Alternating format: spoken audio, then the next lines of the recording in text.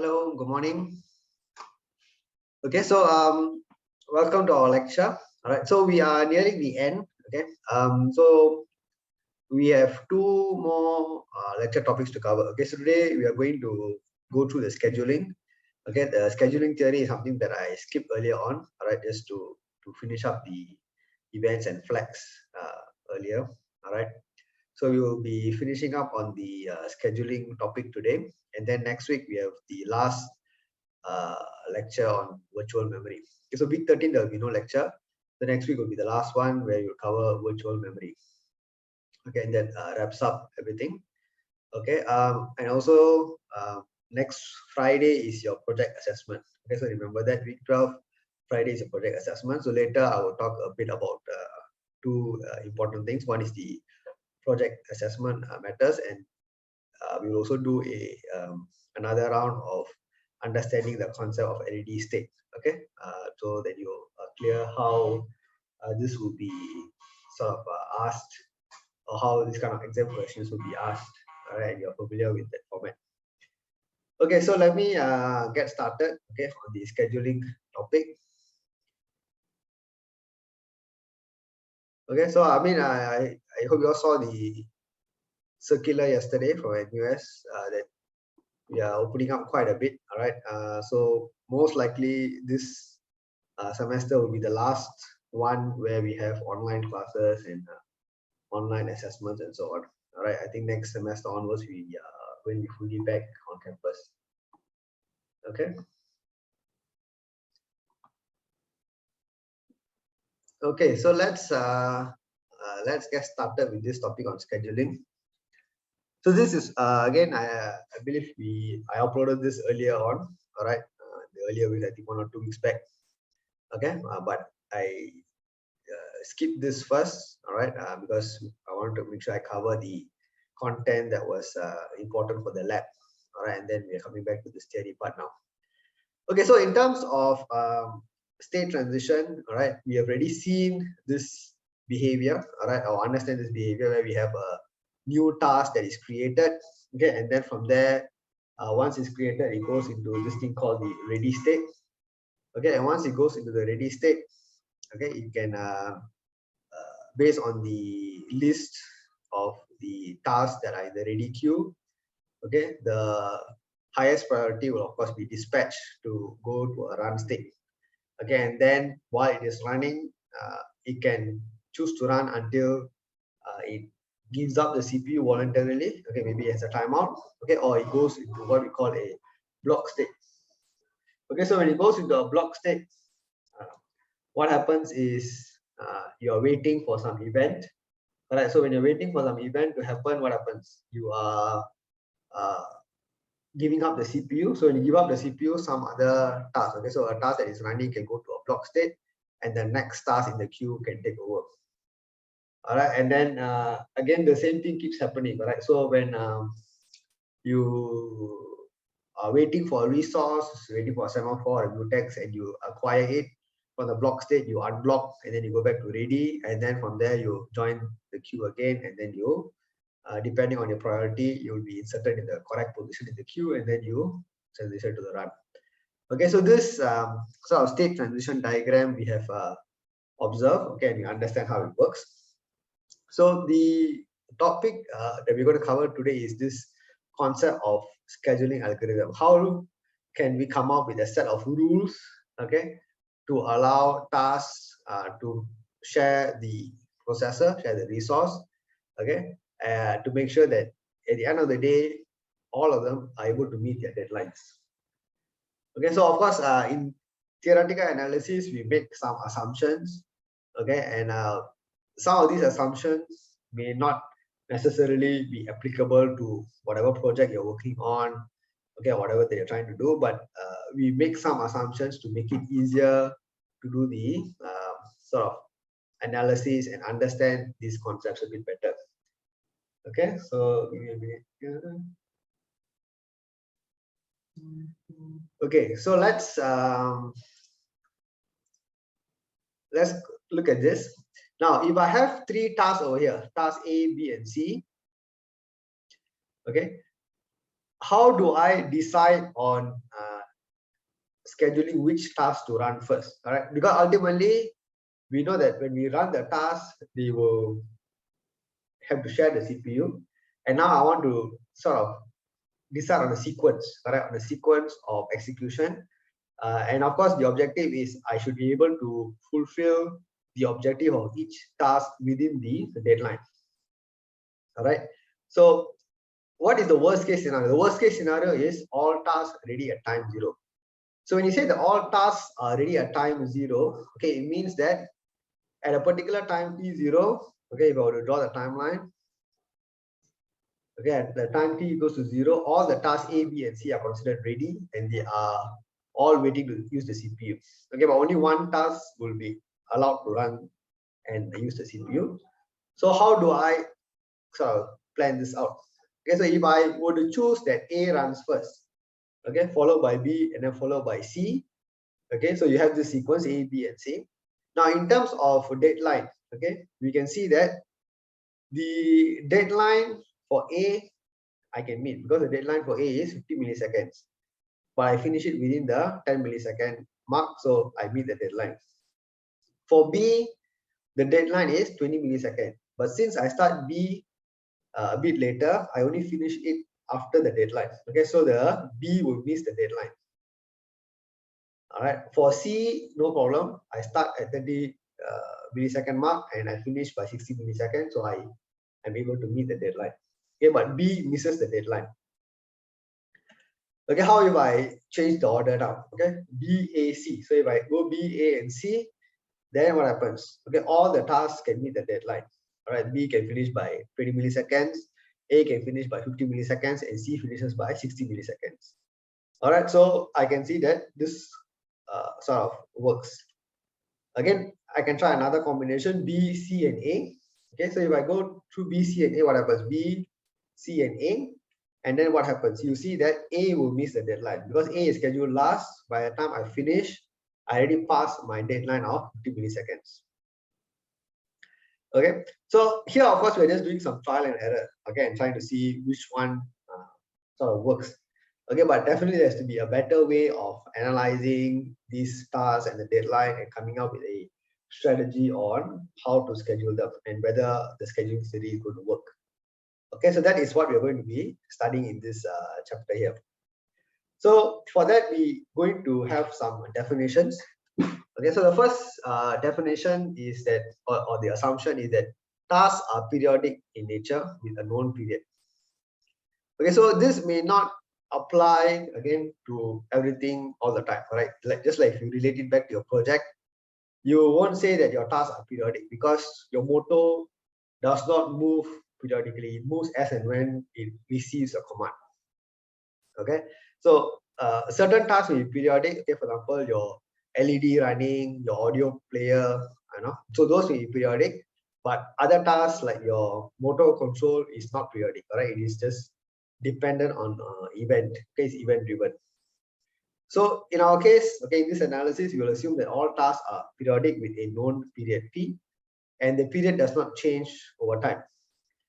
Okay, and a task, okay, can have an infinite sequence of instances.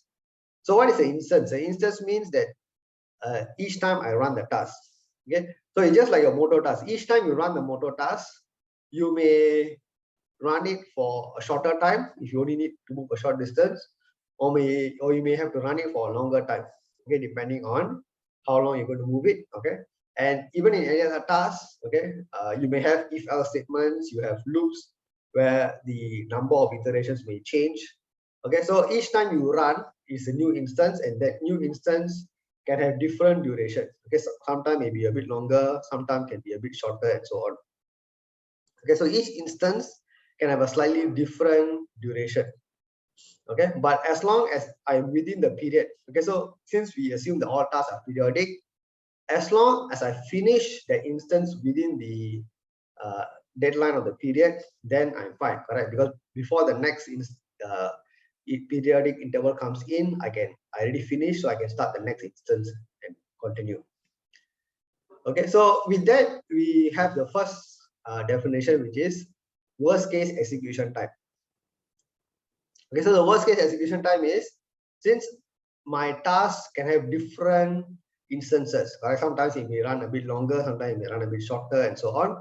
So in that case, what is the worst case execution time for that particular task? So that is the WCET. That is the first step. So in this example, if I have 3 possible scenarios, 10, 20, and 30, then I say the worst case execution time is 30 seconds. Okay, now the next thing is, we know that the worst case execution time must definitely be lesser than or equal to the deadline. Correct? I cannot execute or take longer time than the deadline that I have. And at the same time, we also say that the deadline must be smaller than the period. Okay, and to make things easier, all right, we assume that the deadline is the period.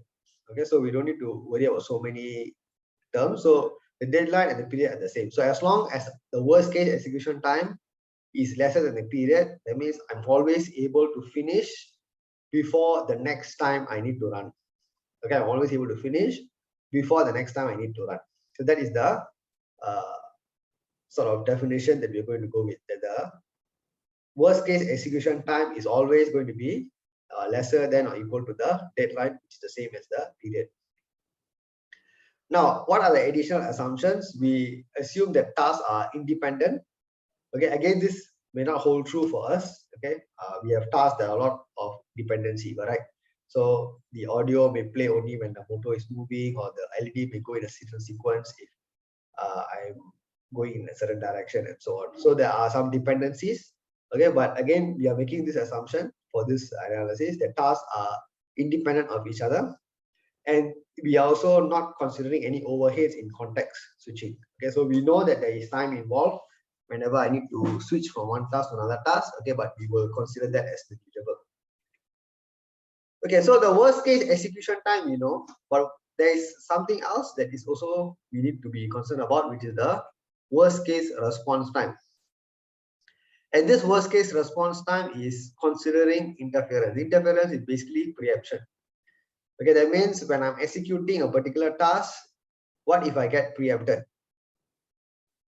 Okay, so I already have some time I need for my current instance, but at the same time, I'm preempted by another higher priority task that is going to take some time before I can come back and finish my task. Okay, so my worst case response time is going to be definitely higher than my worst case execution time. And if I have too much of an interference, then there's also a chance that I will miss the deadline. Okay, if there's a higher priority task continuously coming in and taking up a lot of time, then I may miss my deadline and I'm not able to complete my current instance before the next periodic interval.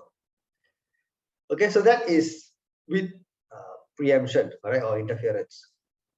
So this is basically the thing we need to be focusing on, right? Because the whole idea of a real-time system is we want to have preemption because the scheduling is based on priority.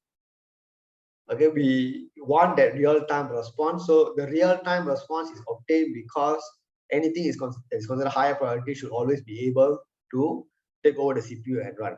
Okay, but that means that I'm always going to be able to preempt any lower priority tasks. Okay, so we need to be mindful of this. So if I look at these 3 tasks over here, I say T1, T2, T3, okay, 3 different priority levels, high, medium, and low. Then what do you see? Okay, if I follow this idea of the highest priority running first, okay, definitely T1 should run first. Okay, but assuming that at time t equals to 0, T1 is not able to run. Okay, maybe it needs a resource, it needs a semaphore or something that is not available, so it's not able to run. So T2 becomes ready at time t equals to 0, and T2 runs first. So when T2 is running, at some point of time, T1 becomes ready. So when T1 becomes ready, that means originally it was blocked or it was waiting. And then at this point of time, it was able to acquire whatever resource that it was waiting for. And now from the block state, it has transitioned to the ready, and now it is able to run. So once a higher priority task is able to run, it will take over the CPU. So it will preempt the current task and take over the CPU.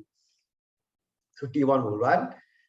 So when T1 runs, since it's the highest priority, it will continue to run until a point of time when it goes back to either a block state or it voluntarily gives up the CPU. So in between, if a lower priority task is ready, like for example T3, it just has to wait, just like how T2 is waiting. So at this point of time, T2 is considered going to the ready state. Okay, it's gone to the ready state because it has been preempted by T1. So T1 is running, but T2 is also in the ready state. T3 becomes ready at time T goes to 18. At some point of time when T1 gives up the CPU, then the scheduler will see, correct? So at this point of time, what will the scheduler see? You will see two tasks, T2 and T3. But since T2 is higher priority than T3, T2 will get to take over the CPU first.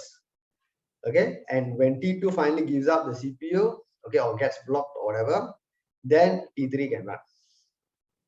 Okay, so in a priority driven system, the highest priority will always be able to take over and run the CPU. So in terms of scheduling, we can see that priority is important. So how do we assign priority to the task? Okay, so there are two ways. Okay, one is what we call the fixed priority, the other is dynamic priority. Okay, so in a dynamic priority system or a scheduling algorithm, the priority is dynamically changed by the OS, okay, depending on the policy that it adopts. Okay, in a fixed priority, it will be fixed, okay, but even in a fixed priority system, you may have temporary change in the priority, okay, which we will which you have seen in the concept of the priority inversion. Alright, so in the previous lecture, we talked about the concept of priority inversion. Okay, so in priority inversion, okay, that is where you have the temporary change of priority, okay, to fix the priority inversion through what we call the PIP or PCP. Okay, so now let's come to the scheduling algorithm. Okay, so one of the most widely used algorithm, okay, to have a very basic understanding of scheduling policy is what we call the RMS, okay, which is rate monotonic scheduling. And the concept is very simple. Priority is inversely proportional to task period. Okay, so why does it make intuitive sense? It is because if your period is small, that means I need to keep repeating myself very frequently, okay, compared to a task that happens once and it takes a very long time to happen again and so on. So a task that has a very high periodic interval, that means I need a lot of regular attention from the processor. So this generally has a higher priority. Whereas a task that has a longer periodic interval means I have more time, okay, to finish up what I need before the next periodic interval kicks in. So that can be considered as a lower priority. Okay, so it is very much just dependent on the period of the task. Okay, and based on that, we can allocate the priority level. So let's look at an example here. So in this example, we have three tasks, T1, T2, T3. So to follow this RMS algorithm, basically we just look at the periodic interval here.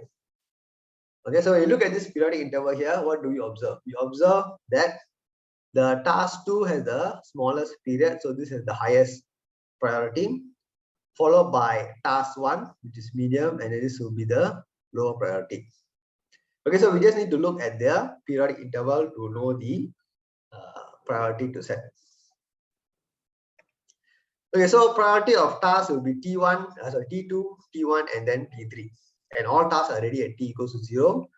So first, at time T equals 0, T2 will run. Okay, so T2 takes 1 unit of computation time, okay, to complete. So once it is done with 1 computation unit, okay, then the T1 will be able to run. So T1 takes 2 units and then the T3 runs. Okay, so T3 requires 2 units of time. Okay, but after it finishes 1 unit of time, the next interval of T2 kicks in, right? Because T2 has a period of 4. So once the next interval comes in, I will need to preempt T3 and run T2. Okay, and after T2, what happens? Before I can go back to T3, the next interval of T1 kicks in, because T1 interval is 5. Okay, so I need to finish T2, go back to T1, and then finally I have a time slot there to come back to task 3. Okay, finish up the task 3 over here. Okay, then once I finish task 3, the 2 units, the next interval kicks in for T2. All right, and then at the gap of at the time t equals to 10, you have another 2 units for T1. All right, and then there is a gap. Sorry, at the next interval of 12, you have the next instance of T2. All right, so one thing you would have noticed here is that this time gap here. Okay, so there is a gap here where 9 to 10, there's actually no utilization of the CPU. Okay, so why is it so? Because we are basing it on the periodic interval of tasks. So we know that every task is periodic, and when the instance is launched, it will require a certain number of time units to complete. Okay, so once T2 completes, okay, the next instance of T1 is only in time t equals to 10. So there is a gap from 9 to 10 where there is actually no utilization of the CPU to run any of the tasks.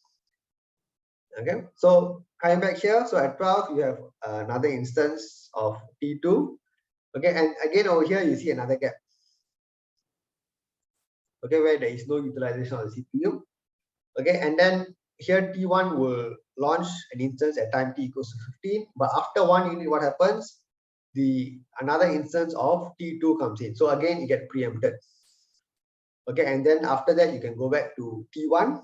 Okay, and then finally, okay, you go back to time t equals to 20, and then the whole sequence repeats. Okay, so if you look at T20 over here, this is exactly the same as this. Okay, that means at time t equals to 20, what you will observe for the next 20 units of time will be the exact same thing that you observe from 0 to 20. So 0 to 20 will repeat itself, 20 to 40, 40 to 60, and so on. Okay, so if you were to draw it out, you will see that it's the same exact behavior. Okay, so this is what we call, okay, the hyper period. Okay, so when I am able to draw out the hyper period, all right, then you can say that this sort of behavior or this sequence is what you will observe for every hyper period. So how do I compute the hyper period? Is basically the lowest common multiple of the task period. Okay, so I take all the periodic numbers, okay, periodic intervals, and compute the LCM, and that is basically going to be the hyper period. Okay, and once I simulate or I observe the behavior for one hyper period, and I can see that I do not miss any deadline. Okay, I see that I do not have miss any deadline. Okay, so over here I have preemption. Okay, so here you can see that there is preemption, but it is fine, right? Even though I have preemption, there is never a case where I miss a deadline. I'm always able to complete my task before the deadline. So once I'm able to confirm that there is no deadline that is missed, then I can say with confidence that the task set is schedulable. Okay, schedulable. Okay, so what is a feasible schedule? A feasible schedule is one where I can meet all the timing constraints. Okay, so a timing constraint basically comes back to the deadlines that I have. Okay, and what is the optimal scheduling algorithm, or a scheduling algorithm in general, is one that is able to produce a feasible schedule, okay, for a task set if one exists. Okay, so why do we say if one exists? Because maybe you have so many tasks that require so much of computational resources, and you may not be able to fulfill the deadlines that you have planned for in your design. Okay, so it could be a case where you plan out all of these numbers and everything, but then you realize that it's not possible. Okay, it's not possible, okay, to fulfill the deadlines based on all the computation that you need to do within that hyper period.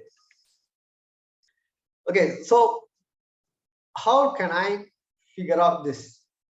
Okay, so one of the things that we can say is, if I do an arbitrary assignment of priorities and I'm able to find some combination that works, okay, then I can say that one of them is definitely going to be RMS. Okay, so what do you mean by that? Now, if I take these three tasks, T1, T2, and T3, okay, and I try to just randomly look at all possible permutations, okay, of assigning the high, medium, and low priority for the three tasks, and then I draw out the hyper period or analyze, okay, and see whether any deadline is missed. Okay, then if you happen to find, okay, one or more such combination where it works, okay, that means I analyze the entire hyper period and I see that I do not miss any deadline, then what I can say for certain is that one of them is going to be RMS. Okay, so the objective of this is that we don't need to randomly try all possibilities, okay, because we know that RMS will definitely be able to pick up one that works for us. Okay, so we do not need to randomly try anything. Okay, so before we go into RMS, okay, first we need to do some analysis to understand the behavior, okay, and see whether the schedulability is even feasible. All right, so that is what we're going to be doing now. So in order for us to know whether it's even schedulable, the first thing is we want to look at the utilization. Okay, so this is what I said just now, where the if condition, that means whether a feasible schedule really exists. Okay, and how do I know if a feasible schedule really exists? I need to do this computation, which is the summation of the computation time over the period. Okay, and what does this give me? It gives me a number that represents how much of the processor time am I going to be utilizing when I run all these tasks. Okay, so ultimately we know that we are running on a single processor, so it comes down to maximum value of 1. Alright, so I have 1 means I'm using 100% of the processor, right, to run all my tasks. Okay, so if my utilization is lesser than or equal to 1, then it is possible. But the moment your utilization is greater than 1, then it is not possible anymore. That means you are trying to run too many tasks with too short deadlines, okay, that have been set. Okay, so your utilization is greater than what you have. Okay, so then you need to go back and relook at your numbers to see whether you can extend the deadline of some of these the tasks that you have. Okay, so the key thing is utilization lesser than or equal to 1 is a necessary condition. That means it is the bare minimum I need. Okay, if my utilization is greater than 1, then you can say that you don't even need to do anything else. You can guarantee and say that this is not schedulable at all. Okay, it's not schedulable at all. Okay, so the minimum, or what you call the necessary condition, is this. Okay, but just because it's necessary doesn't mean it is sufficient. Okay, so it's not a sufficient condition. So what does this sentence mean? That means that even if I satisfy this criteria, that utilization is lesser than or equal to 1, it still does not guarantee that the feasible schedule exists. Okay, I still need to do other checks. Okay, but you still meet this as a necessary condition, but it is not yet sufficient. Okay, so what do you mean by this? So if you look at this example here, I have 2 task sets, T1 and T2. Okay, now if I were to run T1 first, okay, if I follow RMS and I run T1 first, okay, T1 will run followed by T2, but before T2 can finish, because T2 requires 4 units of time, okay, but but the deadline, okay, for T2 is 7, okay, but because T1 is periodic with 5 units of time, before it can finish, I will get preempted, and then T1 will run, and then T2 will finish, okay, but by the time T2 finish, I already passed the deadline. Okay, so what you observe here is, if I apply RMS over here, it doesn't work. Okay, even if I try the other way, if I put T2 as higher priority, then you will find that T1 will miss the deadline. Okay, T1 will not be able to complete within its period. Okay, so this is an example to show that I'm actually able to fulfill utilization lesser than or equal to 1. Okay, but yet it is still not schedulable. Okay, still not schedulable. So that's why we say that U less than or equal to 1 is necessary, but it is not sufficient. It's not enough. Okay, it's not enough for me to confirm. Okay, so what we need to do? Okay, so what we need to do is we still need to follow the steps, which is to assign priorities based on RMS, look at the entire schedule for the hyper period, and then see whether any deadline is missed. All right, so this is what we need to do. Okay, so if I follow the rules there, the steps there, you can see that when I use RMS, okay, that means the higher, the lower period has higher priority. I will see that I am not able to fulfill all the deadlines. T2 will miss the deadline. All right, so since I follow these steps and T2 misses the deadline within the hyper period, then we can guarantee that this task set is not schedulable. Okay, it's not schedulable. Okay, so what other checks can we do? Okay, because this method of following and trying to draw out the hyper period may be practical, maybe you only have a few tasks, correct? But if you have a lot of tasks in the system, trying to draw out the hyper period will be quite a challenge. Okay, so what are the other ways in which I can come to a more concrete decision on whether it is schedulable or not? Okay, so one of the other things we can do is we can see if it satisfies the utilization bound. Okay, so the utilization bound is this, computed based on n, which is the number of tasks. Okay, so this is already given here. So if I substitute n equals to 1, n equals to 2, and so on, you have all these numbers. Okay, now what does this utilization bound tell us? That if the U that I calculate, the utilization is lesser than the utilization bound, it is sufficient. Okay, but it is not necessary. Okay, it's not necessary. That means even if I don't satisfy this condition, I may still be schedulable. Okay, even if I don't satisfy this condition, I may still be schedulable. All right, so let's look at this example. Okay, then you understand what we're trying to say. If I take these two tasks, T1 and T2. Okay, so for two tasks, that means n equals to 2, the utilization bound is given by this number, 0.828. Okay, if I calculate the utilization, which is 1 by 2 plus 1 by 3, I'll get this number, correct? 0.8333. Okay, and you can see that the utilization is greater than the utilization bound. Okay, it's greater than the utilization bound, but yet it is still schedulable. Okay, so I can still schedule it, okay, if I follow the RMS. Okay, that means the smaller period task 1 has a higher priority.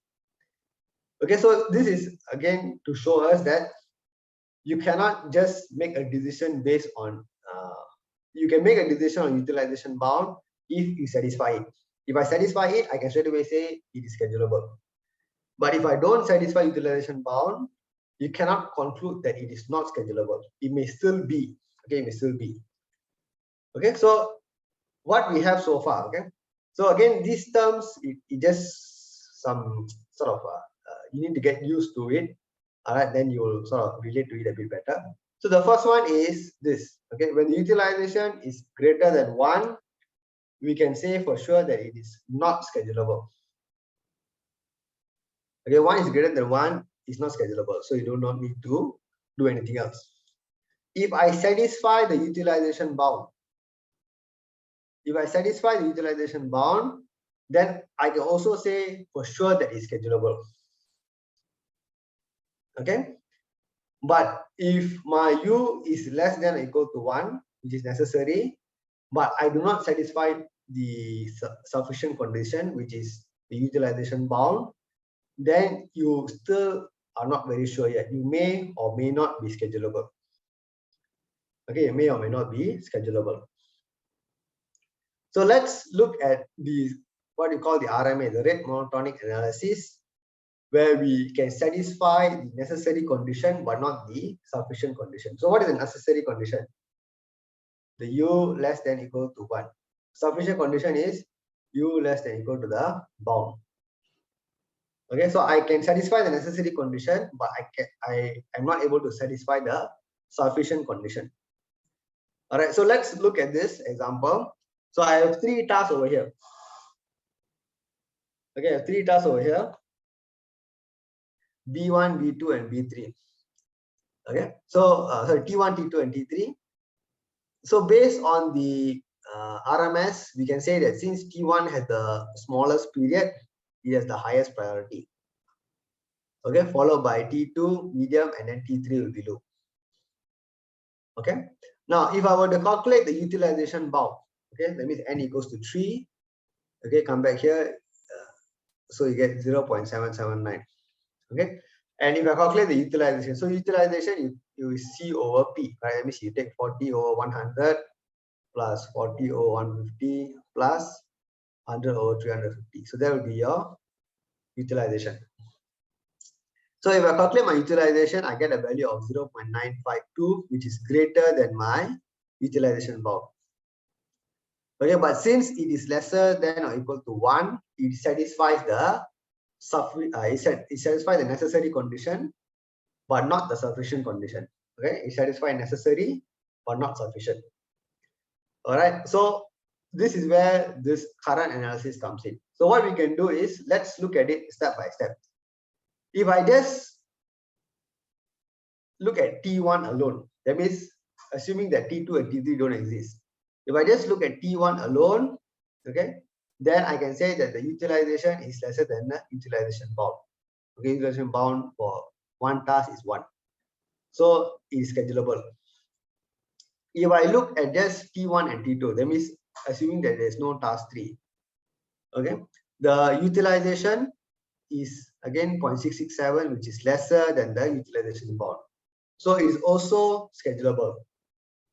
But the moment I introduce task 3, that is when the utilization is bigger than the utilization bound. Okay, so because of this, we cannot say for sure that it is schedulable or not. Okay, so let's look at how to analyze this. Okay, so to analyze this, we need to understand this idea of the critical instance. Okay, so this idea of critical instance is basically the time instance where I will have the largest response time, okay, for all my tasks. Okay, and why and when will this happen? When all my tasks, okay, from the highest to the lowest are released at the same time. So if you look at this, P1, P2, P3, P4, highest priority to the lowest priority. If all the tasks here are released at the same time, T equals to 0, then what happens? Then what happens is all my higher priority tasks will be considered to be interfering with my lowest priority task over here. Okay, so your lowest priority tasks may have very, very little or even no time to execute because the higher priority tasks are taking up all the CPU time. Okay, so that is what we call a critical instance. So let's look at the critical instance for this task 3. Okay, so if you look at it from time t equals to 0, okay, you can see that at time t equals to 0, okay, the T1 it keeps repeating every 100 units of time.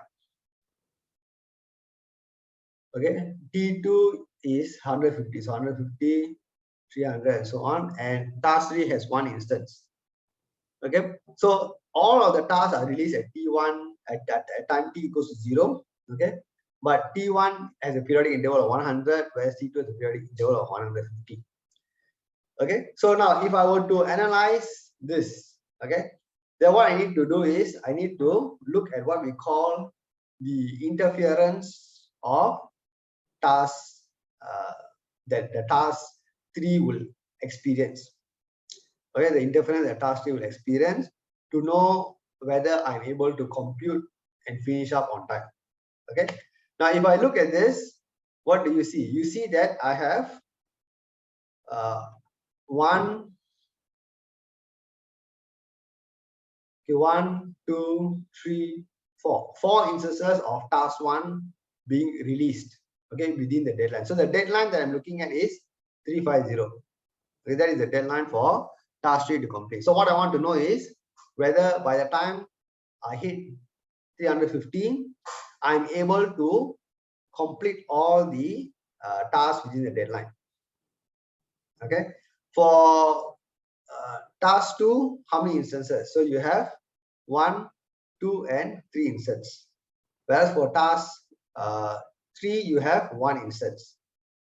Okay, so by the time I hit my deadline of 350, I have released 4 instances of task 1, 3 instances of task 2, and 1 instance of task 3. Okay, so that is where you get this. So I have 4 instances of task 1, 3 instances of task 3. Okay, so that means the amount of time that I've already taken to fulfill the work required for task 1 and task 2 is already 280. Okay, how much time do I need for task 3? For task 3 itself, I need another 100. Okay, so 280 plus another 100. So this is the task 3's requirement, is 380. Okay, but the deadline for task 3 is what? 350.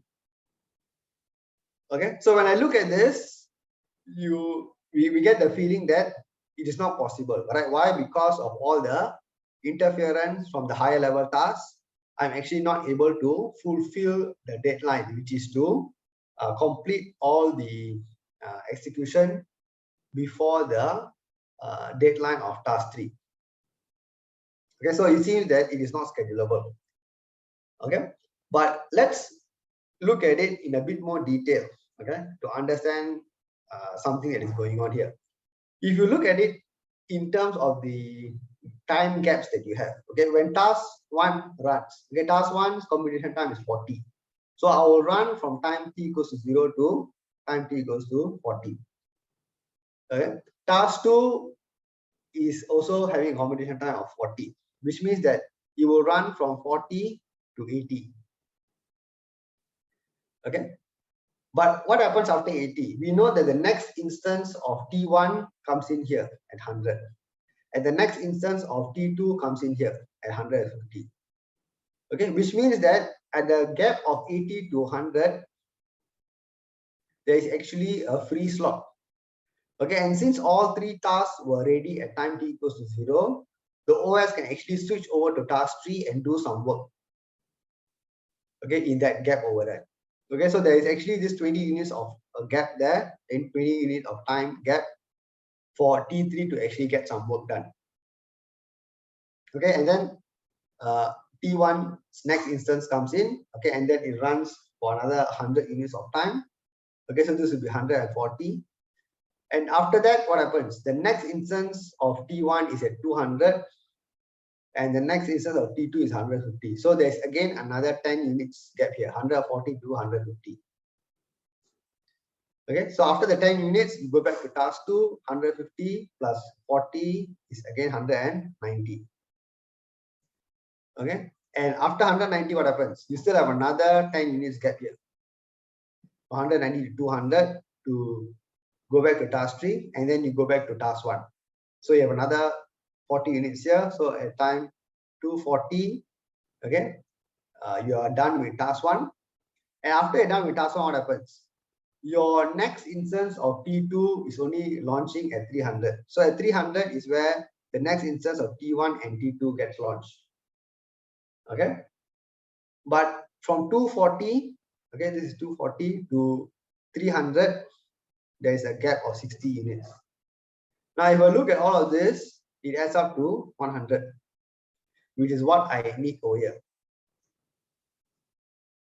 Okay, so if you look at all these gaps that I have, you actually realize that it is possible for the OS to switch between the tasks in all these gaps to have sufficient time to finish up whatever I need for task 3 before the 4th instance. So this is the 4th instance of T1 and 3rd instance of T2.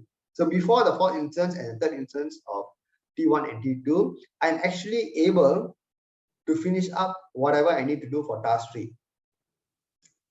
Okay, so it is possible. Okay, but the earlier analysis, okay, makes us feel that it is not possible. Why? Because we look at this particular deadline of task 3.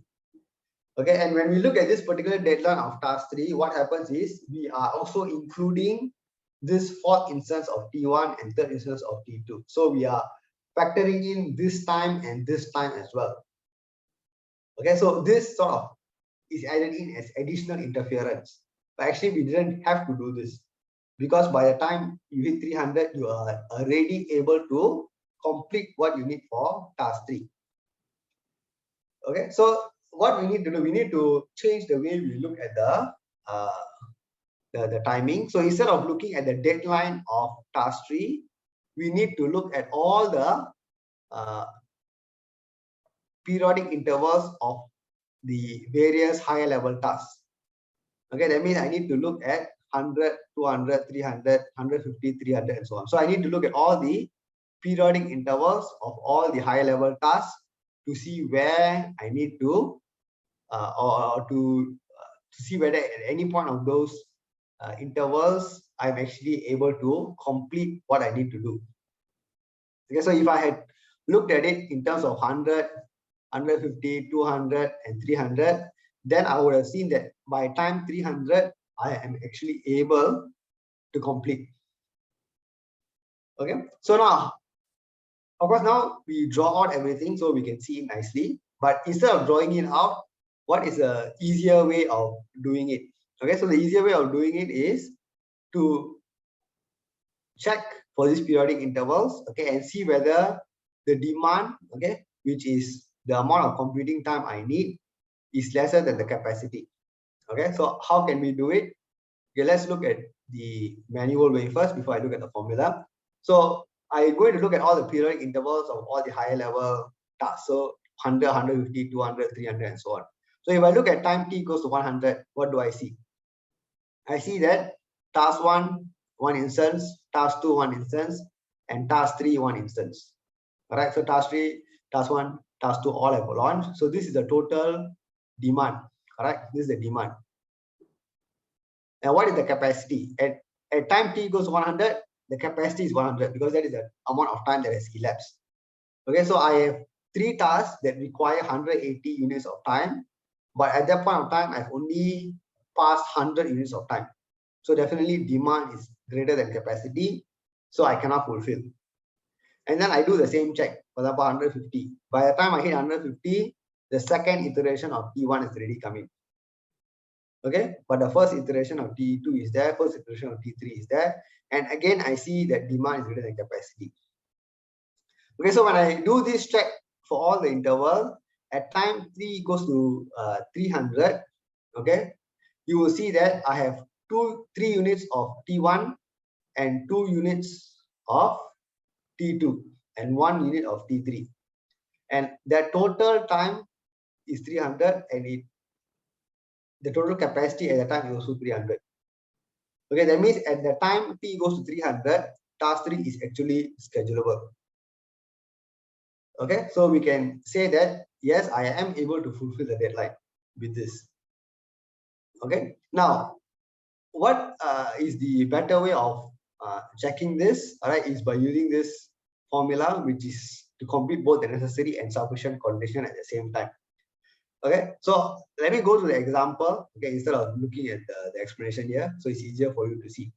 Okay, so what you need to do is you need to compute the this for various values of t, okay, which is the timing interval. And what you need to do for every time, every t value, so in this case t is 300. Okay, what do? I divide it by the period of the task. So this is task 1, task 2, and task 3. So I divide it by the period, take the ceiling of it, multiply by the computation time that I need. Okay, that is C. Okay, so I divide by the period, take the ceiling, multiply by the computation time, and then I sum it all together. Okay, so as long as the value that I get, okay, is lesser, the demand is lesser than the capacity, then you say that it is schedulable. All right, so the whole idea of this is we have different layers of checks. All right, so the first one that we saw was the necessary condition. Okay, so u lesser than 1. So it's greater than 1, you already don't need to check. But it's lesser than 1, it is necessary, but it's not sufficient. Okay, but if it's lesser than the utilization bound, then we say it's sufficient. But what about the in between like this? All right, it satisfies the necessary condition, but not the sufficient condition. Then you do this analysis, okay, to confirm whether it is really schedulable. Okay, and to do this analysis, you need to perform this check at all the multiples of the periodic intervals of higher level tasks. Okay, so the periodic intervals of, in this case, 100, 200, 300, and so on, 150, 300, 450, and so on. Okay, so that is what this check is allowing us to do. And as long as we have an instance where the demand is lesser than the capacity, okay, within the deadline, then we say it is schedulable. Okay, so that is this scheduling algorithm. Okay, so let me go to the last one, okay, before you go for a break. Okay, this is the only one we're going to talk about, where we have this dynamic priority. Okay, so in this dynamic priority, what happens is the OS will continuously change the priority of a task depending on which task has the earliest deadline. Okay, so let's look at this example. So I have two tasks, okay, T1 and T2. Okay, and both of them have the computation time and deadline over here. So if both of these tasks are ready at time t equals to 0, then the task at any point of time which has the earliest deadline will always have a highest priority. So since T1 deadline is 4 units away, T1 will have a higher priority, so T1 will run first. Okay, so T1 takes up 2 units of time. Okay, after that, T2 will be able to run. So when T2 runs, what happens? When T2 runs, it requires 5 units of time. But after 2 units over here, at time t equals to 4, what happens? Okay, the next instance of T1 is released. Okay, the next instance of T1 is released. So when the next instance of T1 is released, okay, the deadline for T1 is 4 units away. Okay, which is at 8. Okay, so the deadline for T1 is 4 units away at 8, whereas the deadline for T2, okay, is a bit later at 10. Okay, this is the deadline for T2. So since T1's deadline is coming earlier, the OS will switch T1 to have a higher priority and take over the CPU first. Okay, and once T1 is done, T2 can take over. And when T2 is running, okay, at time t goes to 8, we observe that the next instance of T1 is launched. Okay, the next instance of T1 is launched, but for T2 at this point of time, the deadline is 2 units away, whereas for T1 the deadline is 4 units away. So because of that, T2 is considered higher priority and T2 will continue. Okay, so T2 will continue to run until it finishes. Then at time t equals to 10, what happens? At time t equals to 10, okay, another instance of T2 is supposed to be launched, correct? Another instance of T2 is supposed to be launched, but at the same time, T1 was also launched already at time t equals to 8, okay, but it was given a lower priority.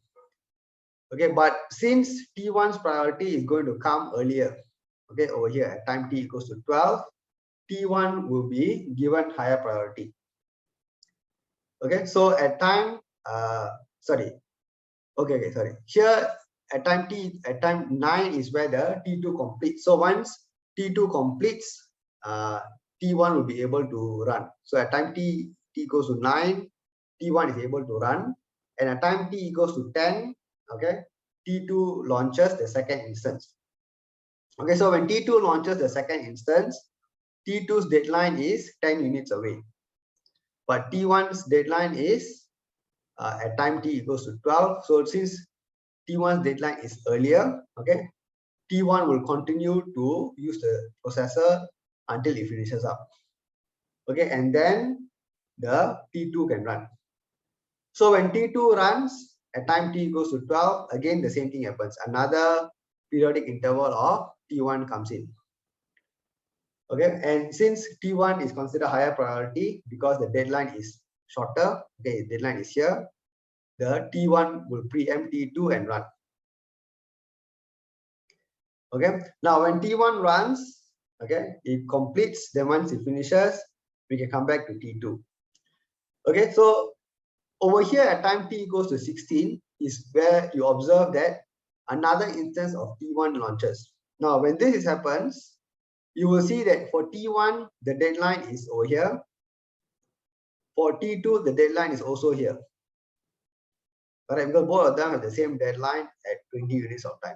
But since T2 is already running, okay, the T2 will continue to run and then T1 will take over. Okay, so this EDF is of course more complex to analyze, okay, because the deadline keeps changing. Okay, deadline keeps changing as and when the or depending on how close the the priority keeps changing depending on how close the deadline is. Okay, so that is the challenge in analyzing this. All right, but one of the things about EDF is we call it that it is an optimal scheduling policy. Okay, such that if I ensure the utilization is less than or equal to 1, then I can say that the EDF will always be able to produce something that is feasible. Okay, so for EDF, okay, that means for dynamic property, dynamic priority, if I am able to satisfy U less than or equal to 1, that alone is considered necessary and sufficient. Okay, so that is the difference between the static or fixed priority versus dynamic priority. Okay, in fixed priority, U less than or equal to 1 is necessary but not sufficient. But in dynamic priority, it is necessary and sufficient. Okay, because once I know that my utilization is less than or equal to 1, and if I'm using dynamic priority, then it is definitely schedulable. Okay, definitely schedulable. So that is the idea behind EDF. All right, so if you look back at this, you can see it's always changing. Okay, and it's always changing depending on the deadline that I have to meet. Okay, which task deadline is earlier, and then I will dynamically switch between the task on who has a higher priority. Okay, so that brings us to the end of the lecture slides, okay, on the scheduling algorithm. Okay, so for the tutorial, the earlier tutorial, we had some questions on this. Okay, so you can check back with your tutor. Okay, so you're supposed to go through that for today's tutorial, okay, for your class. Okay, if you've already discussed that, okay, then your tutor will contact you to let you know what is the plan for today. Okay, so basically it's just to give you an idea of how these different scheduling algorithms work, okay, and how we can implement them. Okay, so that wraps up the lecture part. Okay, okay, so we will go for a break now. All right, and what I will do once we come back is to look at do have a discussion on the project first.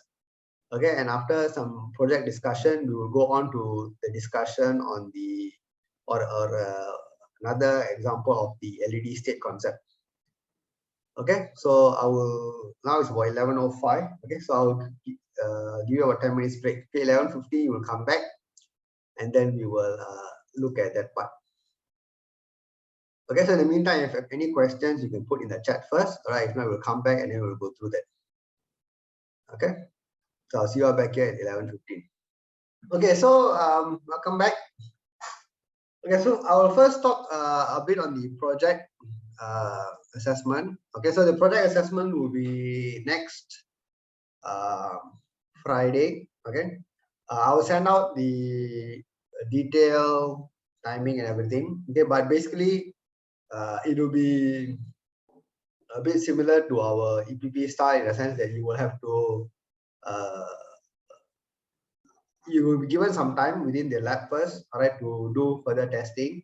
Okay, so roughly around 40 minutes or so. That means, okay, so you have two groups, correct? 10 a.m.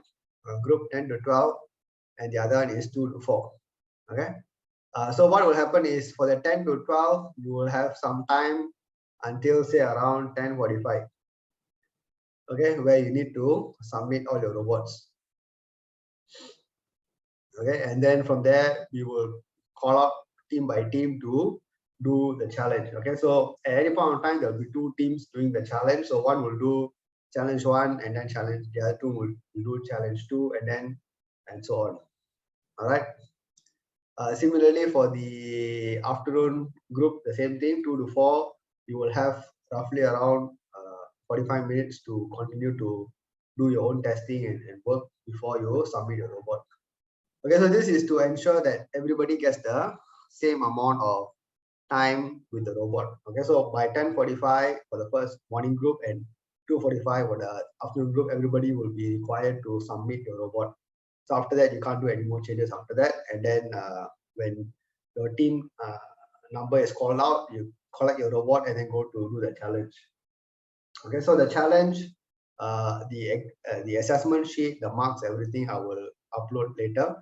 Again, you can have a look. It's the same thing as what was shown in the project specification.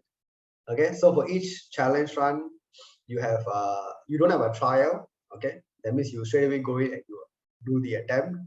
Okay, and then you have first two attempts which are penalty, which you don't have any extra penalty in terms of the timing, but the third and fourth attempt you have some extra penalty.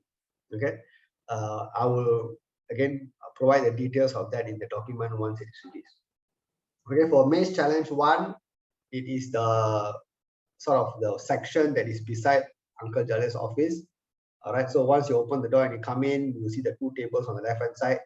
Okay, there is a tape there. Okay, so there's a tape on the floor. That is the start and end point. All right, then you need to go straight, go up a ramp.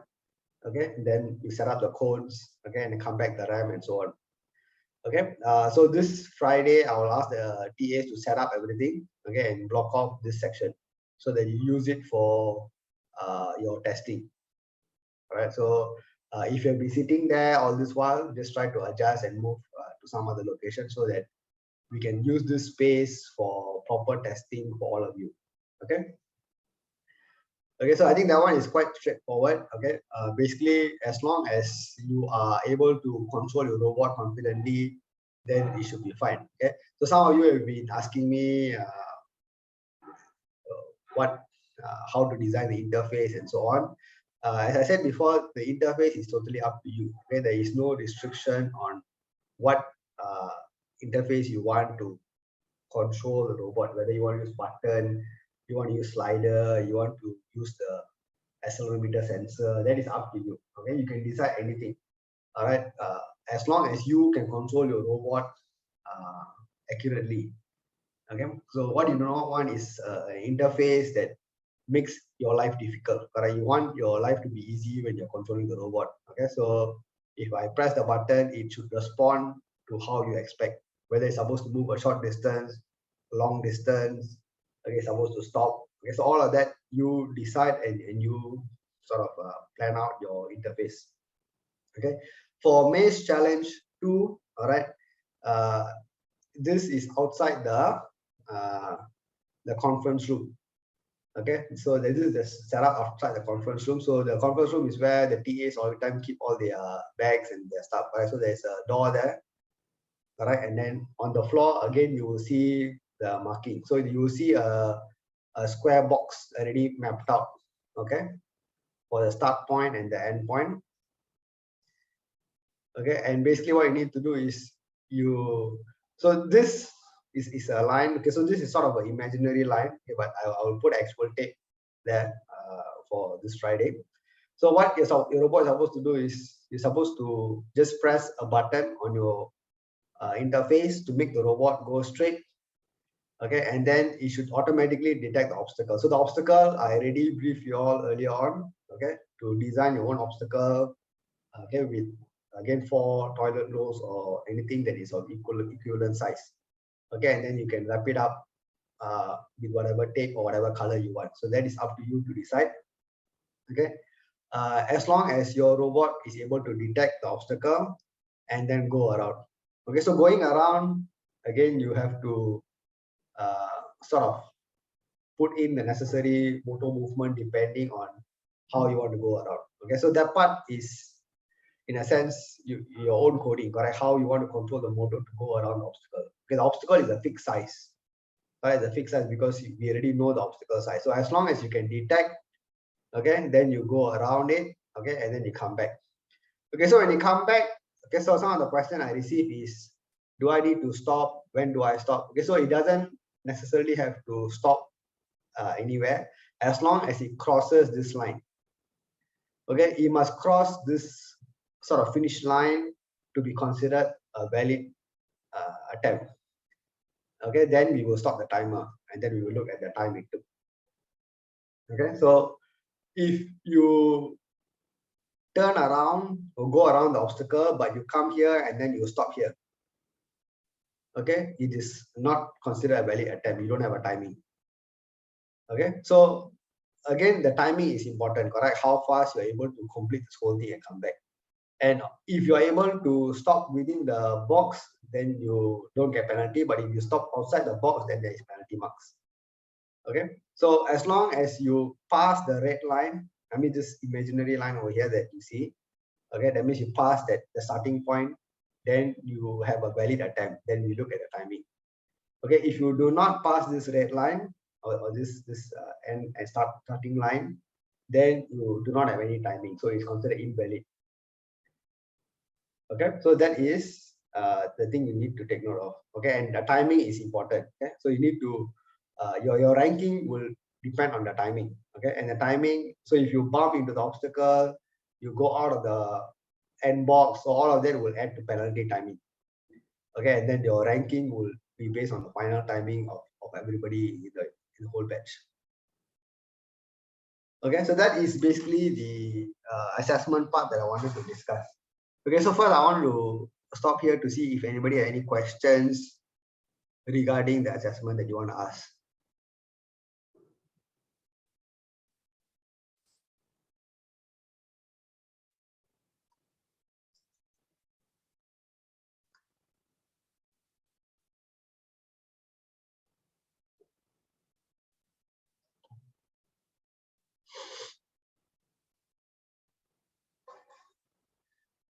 Does anybody have anything that you want to ask or clarify regarding the assessment? Okay, so if you have questions, you can still ask in the lab, to me or the TA. Okay, so the thing that you probably want to just take note of, which I mentioned before, is the ramp, correct?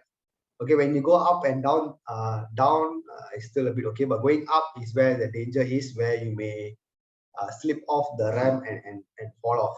Okay, so that generally is quite scary because you may damage your components, your board, and things like that. Okay, so for this challenge alone, it's always good to make sure your teammates are standing by at the side of the ramp to catch it in case it falls off.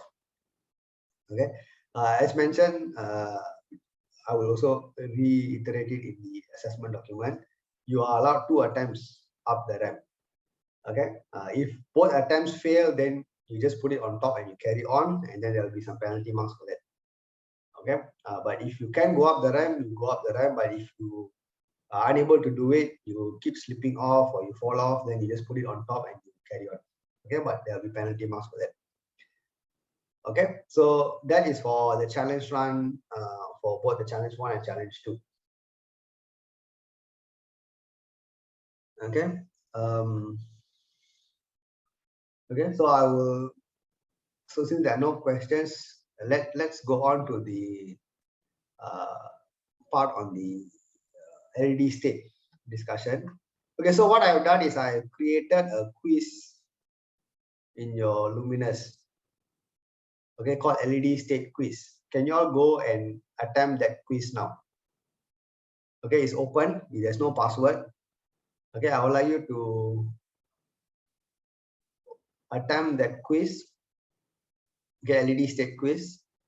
Okay, it's just one question. I mean, one code, and then there are 3 questions associated with the code. So I want you to analyze the code and answer the 3 questions. Okay, and then that will give us a clearer idea of what this LED state and how to interpret it. Okay, so this is going to be a very similar style to what you expect in the exam. Okay, so you're going to expect to see something similar where there is some code given, you're supposed to analyze it, and you're supposed to answer based on what you're going to observe. Okay, so I'll give you a few minutes, okay, to attempt it first, okay, and then we will come back in a while to discuss. Okay, but I want all of you to attempt it so that you can have a feel of what you're going to see in the exam. Okay, so I'm just going to stop the sharing and the video for a while. So go ahead and attempt that first. Okay, we'll come back and discuss that in another 6-7 minutes time. Okay, so let's come in and discuss.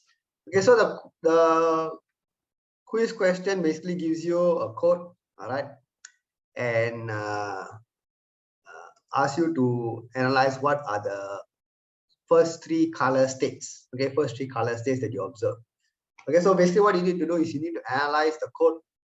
Okay, so if you look at the main function here, we have created 3 threads. Okay, red, green, and blue. Okay, so in terms of the threads, you have your red thread. Okay, you have your green, followed by the blue. Okay, and you have created a semaphore. Okay, where the maximum count is 2, but the initial value is 1. Okay, maximum value count is 2 and the initial value is 1. And what happens? Okay, so once I created all these 3 threads, the red LED thread will run first, correct? And once it acquires this semaphore, it will light up. Okay, so here it will acquire semaphore. So if you look at the semaphore count, okay, so let's monitor the semaphore count over here.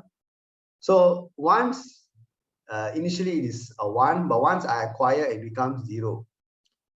Right, semaphore becomes 0. Okay, which means that when I on the LED over here, all right, even though I have contact switching, all right, that means I will try to switch over to the green and I will try to switch over to the blue. Okay, what will happen is the very first time it tries to do the acquire, okay, which is what is observed here in the green thread and the blue thread. Okay, it will get blocked. Okay, so this acquire will fail. Same thing over here. When it tries to do acquire, it will fail. Okay, so it will go to a block state.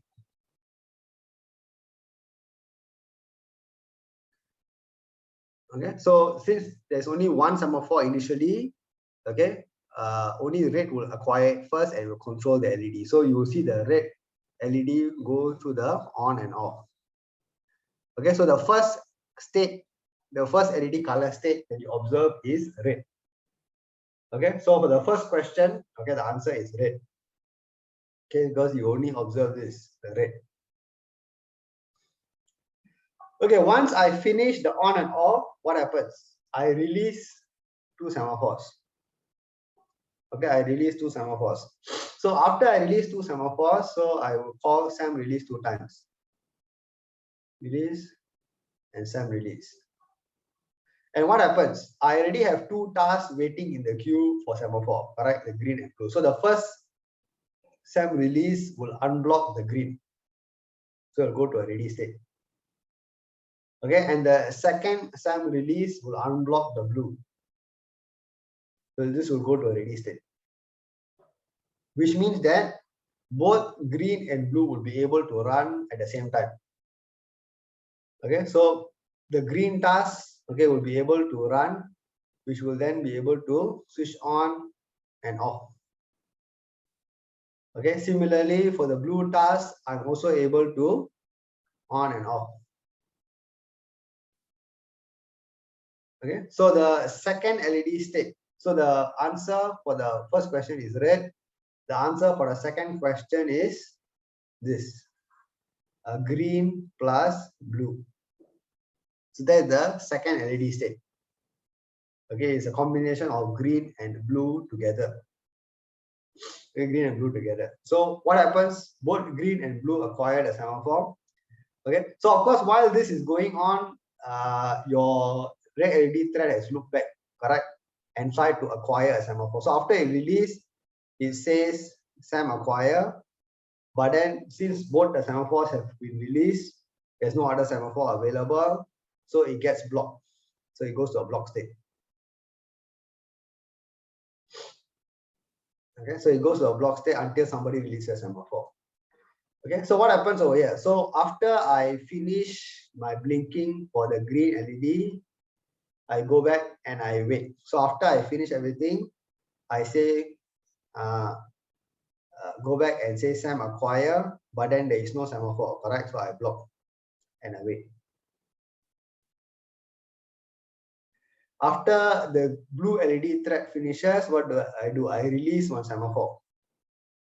So after I finish here, I say SAM release. So when I do a SAM release over here, what happens? Okay, when I do a SAM release, there is already the red thread that is blocked waiting for the semaphore, correct? So automatically this gets allocated to the red thread. So the red thread goes to a ready state. Okay, and once I look back over here, what happens? The SAM acquire is attempted, but again I fail. There's no more semaphore available because I only released one semaphore. Okay, and that one semaphore is already taken by the red LED thread in the queue. Okay, so because of that, again, both the green and blue are blocked. Okay, but the red is able to unblock and then go through the on and off. Okay, then the whole sequence just keeps repeating. Okay, it comes back to this starting point again. Okay, so the third state will be again, the third state of the LED will be the red. Okay, so for the three questions, okay, the first LED color state is red. The second LED color state is green plus blue. The third LED color state is red again. Okay, the fourth, though I never asked for the fourth again goes back to green plus blue. Okay, so it's going to continuously switch between red and green plus blue. Okay, so if I were to show you the code over here.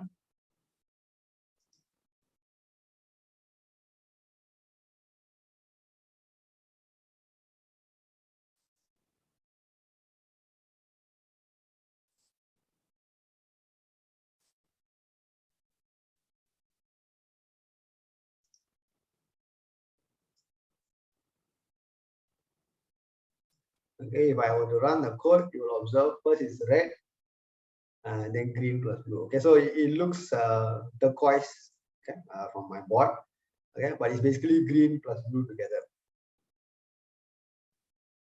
Okay, so that is the observation you will see. All right, and so this idea of LED state is important because this is exactly how some of the exam questions will be structured. Okay, that means I will give you a code, okay, like this. Okay, of course I will give you some explanation on the code a bit. All right, so you have some idea, and then you are expected to answer a few questions based on that analysis of the code.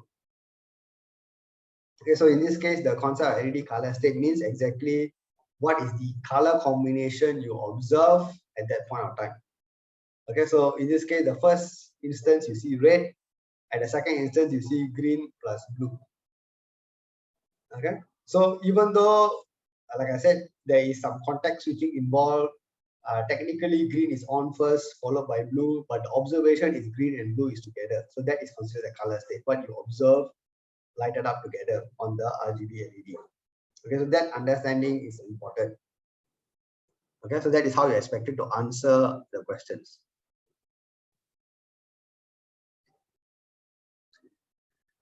Okay, so yeah, I think that is the important thing that I wanted to make sure everybody understands. Okay, so you know exactly how to interpret this question or this type of questions when you see it in the exam.